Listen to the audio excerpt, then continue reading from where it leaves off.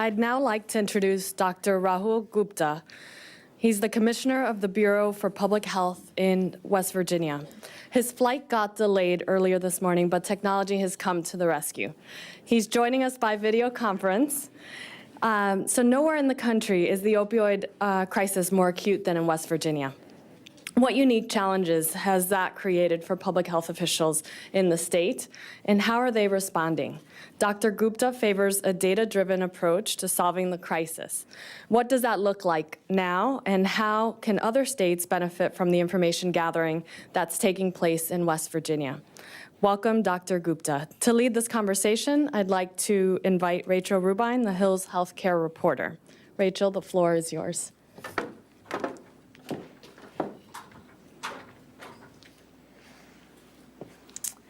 Hi, thank you so much, everyone, for being here, and to Dr. Gupta as well for being here virtually.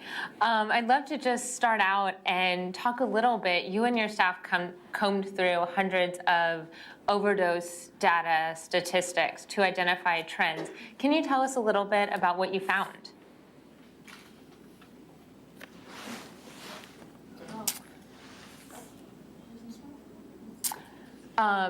I'm sorry, we can't hear you. I think we're just gonna see if we can, we're having a bit of technical difficulty, so everybody just hang tight for a second. I think you can hear me probably now. Yes, we can hear you now. Great, let's go. Well, good morning, and I apologize for not being there in person. What we started to see in West Virginia was a rise really in overdose deaths about 10, 15, 20% year after year. So we wanted to utilize technology. It is true that we are often data rich and analysis poor when it comes to addressing crises. What we conducted was a social autopsy. That means we looked at every person who died in the year 2016 from a drug overdose in West Virginia. And we not just looked at their diagnosis or medical parts, but we looked at their entire life. It was almost a CSI kind of work to look at their employment status, their education status, their marital status. Did they go to visit within the last few years to their primary care physician? Did they get prescriptions? Their incarceration status. So we combed through hundreds and thousands of these records, and we came up with some very interesting findings. These were mainly, first of all, that prescription drugs are still playing a huge role. We also found that only about a third of people who were died actually got naloxone, the drug that's used to reverse an antidote drug for overdose. We also found that over half of these people had a history of incarceration, ever incarceration. So our challenge was to how do we convert this finding of if you're a single male, 35 to 54 years of age, work in blue-collar industry, and have a high school education or less, you're very, very highly likely to die of an overdose, especially if you visit more than 3 pharmacies and more than 3 physicians for your treatment. So then we converted that into an opioid response plan, which was submitted to Governor Justice. And Governor Justice, I can tell you, has been very committed to this issue of addressing the entire socio-economic aspects of this, as well as the medical aspects of this. And we were able to convert this data-driven approach cross-sector into policy with bipartisan support in the state legislature. We were able to pass some legislation this year that allows to put limitation on initial prescribing, very carefully balancing the need for people with pain, while sort of turning off the tap for folks from getting new diseases of addiction or afflictions. Also, making sure that every first responder is able to carry naloxone, so requiring first responders like police, fire departments, and EMS to carry naloxone. And finally, working with corrections across sectors, harnessing that data that exists in different silos to be able to then work to begin to address this, because it is these vulnerable populations that continue to have limited access to MAT, or medication-assisted treatment. So we also work to expand treatment across the state.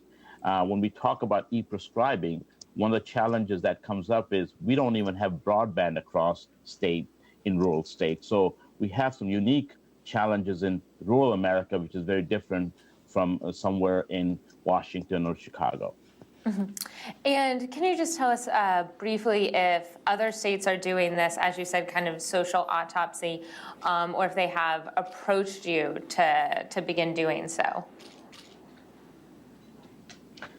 I think our work has allowed us to work with several others as well as local jurisdictions to be able to do this type of work in the opioids arena, because I think one thing is very clear, as Congressman before me highlighted, this is an issue that is across. It doesn't have any respect for city or county or state lines or political lines or socioeconomic boundaries.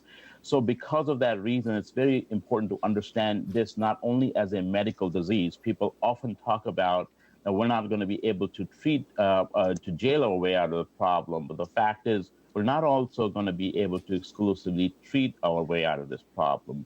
We need to understand the socioeconomic conditions as well as increase the treatment access and then limit the development of new people with substance use disorder as we go more forward. So we need comprehensive solutions that are coordinated and sustainable, and we're working with several states and jurisdictions in a similar manner. Thank you. We're going to open it up. We have time for one quick audience Q&A. Does anyone have a question for Dr. Gupta? Right over there.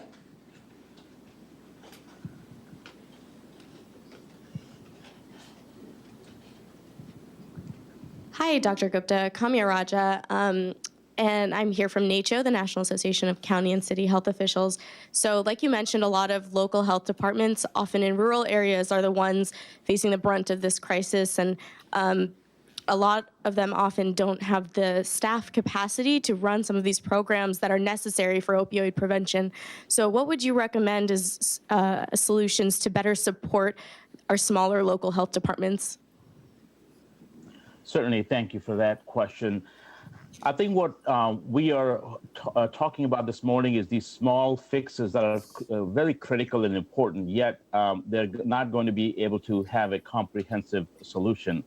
What we're seeing we need in this country is actually a comprehensive approach that is sustainable over long term, and that certainly starts with ensuring that our local jurisdiction as well as our public health workforce across localities and states is robust enough to address this crisis, because it is a public health crisis first and foremost. So I think there is a need to ensure that we develop a robust public health workforce that's able to address and carry out some of these policy mandates as they go forward. When we talk about drug busts, we're seeing data that is associated with a rise in ER visits as well as overdoses and deaths every time a physician offices shut down. Now, there is a lot of legitimate pain patients too, and we need to figure out how to work closely with our friends and colleagues in law enforcement to reach out to these individuals, and that's where state and local health departments come in first and foremost in being able to communicate and find alternate providers for these legitimate chronic pain patients, so they do not go on to the readily available street cheap alternative of heroin. So in part of it, we have to limit worsening the problem, and I think that's where public health and other communities come into play. Well, thank you very much. We're out of time, but appreciate you joining us. Thank you.